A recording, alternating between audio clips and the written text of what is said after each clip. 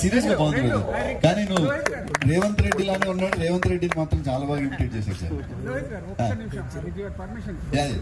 ఆయన first item చేశారు CCRT, repeat కావాలి, చాలా బాగుంది. ఇటువంటి అడుగుతాయని తెలిసి నేను రాసుకొని వద్దును సార్.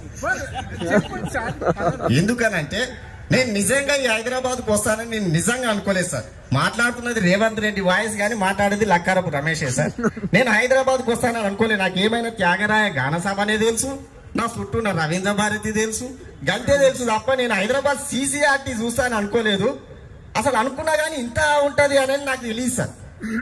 నేనేమంటున్నా అంటే ఇక అలా నేను హైదరాబాద్కి వస్తానని తెలుసు, కానీ నేనేం చేసిన ఇక్కడికి వచ్చినప్పుడు క్లాస్ రూమ్ చూసి ఇంకా పరిశాన్ అయినా, బాత్రూమ్ చూసి ఇంకా పరిశాన్ అయినా, నేను పండుకోవడానికి బెడ్రూమ్ పోయినప్పుడు ఆ బెడ్ చూసి ఇంకా పరిశాన్.